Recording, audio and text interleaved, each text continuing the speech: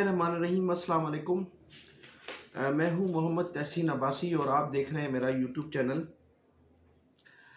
नाज़रीन, गुज़श्ता कई दिनों से सिंध में हुकूमती सतह पर जो सिस्टम की बातें की जा रही थी और सिस्टम के हवाले से ये कहा जा रहा था, बल्कि मैंने भी तकरीबन 2 व्लॉग किए थे इस सिलसिले में, कि chief of the army staff general Syed Asim Munir साहब ने जब से ओहदा संभाला है 3 मरतबा कराची के ताजरों से मुलाकात की और तीनों मुलाकातों में कराची के ताजरों ने कराची में होने वाली जो लैंड ग्रैबिंग थी, यानी सरकारी गैर सरकारी प्लाटों पर कब्ज़े, उसके अलावा अगवा बराए तावान और जो गैर कानूनी काम थे, गैर कानूनी तामीरात, इस किस्म की जो शिकायत थी, जिसकी वजह से हमारा ताजिर और सनतकार सख्त परेशान था। और आर्मी चीफ़ ने तीनों मुलाकातों में जो उनसे ख़िताब किया, उसमें उनका ये कहना था कि कराची की तरक्की और खुशहाली, और फिर कराची की तरक्की खुशहाली के बाद पाकिस्तान की तरक्की खुशहाली शुरू होती है, तो उसमें ताजरों और सनतकारों को भरपूर ताउन करना चाहिए। ताजरों ने जिसके जवाब में अपने तमाम मसाइल से आगाह किया था और उन्हें बताया था कि जो कराची का जो सिस्टम है, अगर उस सिस्टम का ख़ात्मा कर दिया जाए तो वो इन्वेस्टमेंट भी करने के लिए तैयार हैं, बल्कि बाहर से भी इन्वेस्टमेंट ला सकते हैं, जिस पर तीनों मरतबा chief of the army staff ने उनसे वादा किया था और उस पर थोड़ा बहुत अमल भी हुआ उस पर, और फिर अहकामात भी सादिर फरमाए थे। गुज़श्ता तकरीबन 1 या 1.5 माह कबल भी आखिरी जो मुलाकात थी, उसमें भी यही कहा गया था, यही शिकायतें थीं, यही मामलात थे, जिस पर हमारे जो बिल्डर्स थे, बिल्डर्स ने अपने इंटरव्यू में इस बात का बरमला इज़हार किया था कि आर्मी चीफ साहब ने पूरी तरह से उन्हें मुतमईन किया है। गौहर साहब का कहना था कि पूरी तरह से जो प्लाटों पर कब्ज़े हैं वो भी वागुज़ार कराए जाएंगे और जो लैंड ग्रैबर्स हैं उनकी भी गिरफ्तारी अमल में लाई जाएगी। लेकिन अब अली हसन बरोई साहब का जो सिस्टम है वो इस वक्त तक कहा जा रहा था कि ख़त्म हो चुका है और उसकी गिरफ्तारी अमल में लाई जा रही है, लेकिन वो जो 1 हफ़्ता पूरा गायब रहे थे, तो फिर वो ऐवान सदर में मौजूद थे।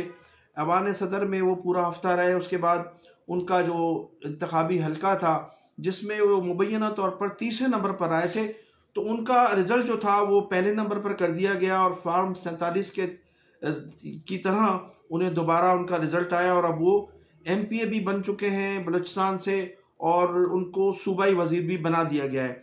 तो अली हसन जो बरोई था, जिसके लिए ताजरों की और सनतकारों की और बिल्डर्स की जो थी ख्वाहिश थी कि इस शख्स को गिरफ़्तार किया जाए, क्योंकि इसका जो पूरा सिस्टम, इसका जो पूरा ग्रुप है, इस सिस्टम ने कराची की तबाही में बड़ा किरदार अदा किया है। और आर्मी चीफ जो थे, chief of the army staff, उन्होंने इस सिलसिले में वादे वईद भी किए थे ताजरों से, सनतकारों से, बिल्डरों से, लेकिन उस पर अमल नहीं हो सका। और फिर हुआ ये कि उसको प्रमोट किया गया, उसको ऐवान सदर में रखा गया। वो इस वक्त सदर मुमलिकत आसिफ अली जरदारी के मुशीर ख़ास भी हैं और बलूचिस्तान का सिस्टम इस वक्त वो पूरी तरह से चला रहे हैं। तो उन्हें सूबाई वज़ीर भी बना दिया गया, उन्हें MPA भी बना दिया गया।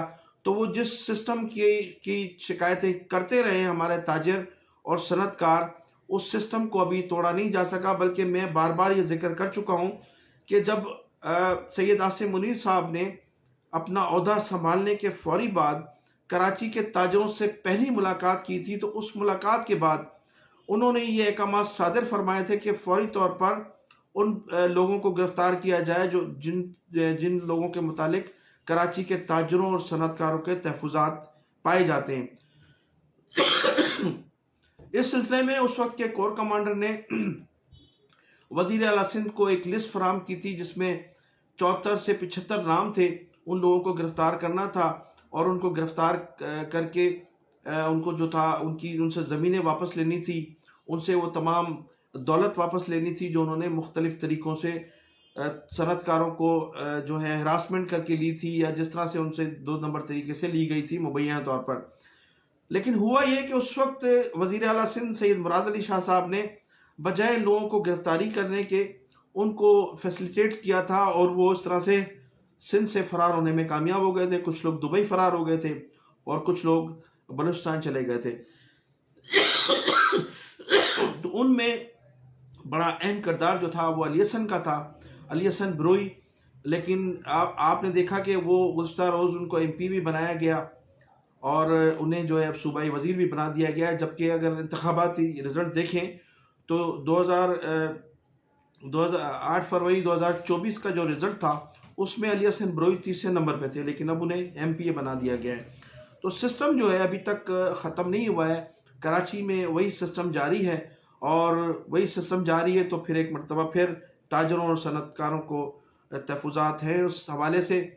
اور پھر یہ کہا جائے کہ chief of the army staff Syed Asim Munir صاحب نے کی جو خواہش تھی یا جو احکامات تھے، ان احکامات کو سندھ حکومت نے بالکل ہوا میں اڑا دیا ہے. اور وہ سسٹم جو ہے اومنی گروپ کا اور علی حسن بروئی کا اور علی حسن زرداری کا، وہ سسٹم ابھی تک قائم ہے.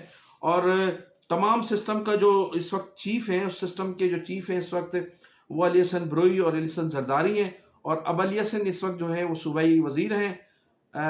علی حسن بروئی پنجاب میں صوبائی وزیر ہیں اور علی حسن زرداری سندھ میں صوبائی وزیر. متحدہ قومی موومنٹ 90 کے کارکنان کے لیے ایک بڑی خوشخبری یہ ہے کہ بانی متحدہ الطاف حسین صاحب 10 سال کے بعد، تقریباً 10 سال کے بعد 5 جنوری کی شام پنجاب کے شہر شیخوپورہ میں خطاب کرنے جا رہے ہیں.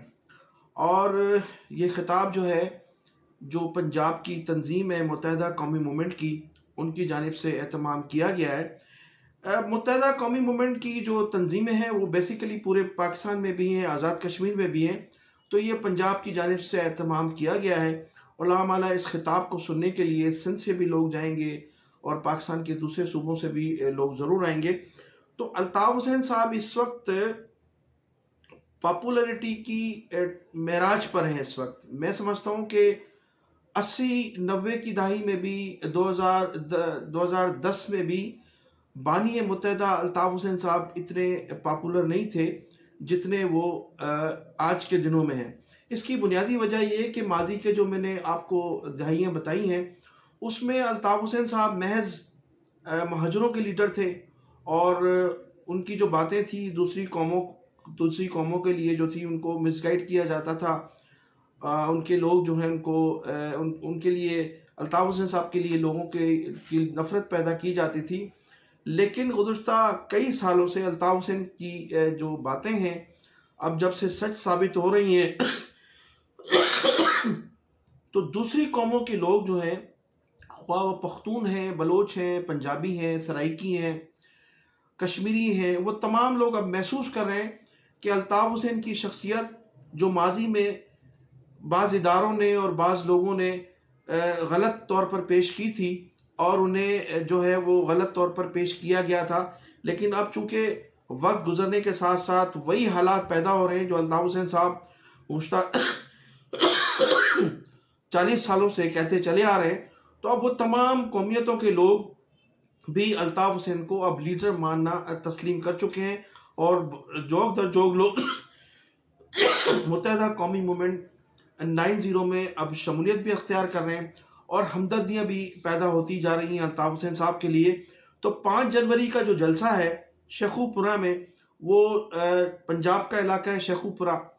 تو اس شیخوپورہ کے جلسے میں پوری قومیتوں کے لوگ اس میں شرکت کریں گے، اور جلسہ جو ہوگا وہ تمام قومیتوں پر مشتمل ایک جلسہ ہوگا. تو الطاف حسین صاحب، میں نے بتایا نا کہ ان کی پاپولیرٹی جو ہے ماضی کے مقابلے میں آج کئی گنا اس وقت جو ہے وہ پاپولیرٹی کی معراج پر ہیں. اور انہوں نے جو 40 سال قبل کہا تھا، کہتے چلے آئے ہیں پاکستان کے حوالے سے، وہ سب کچھ صحیح ثابت ہو رہا ہے. اور لوگ اب جوگ در جوگ متحدہ قومی موومنٹ میں شمولیتیں بھی اختیار کر رہے ہیں. اگرچہ اس وقت سیاست پر پابندی ہے، ان کی زبان بندی بھی ہے، اور جو خوف کا بت تھا اب وہ تقریباً ٹوٹ چکا ہے.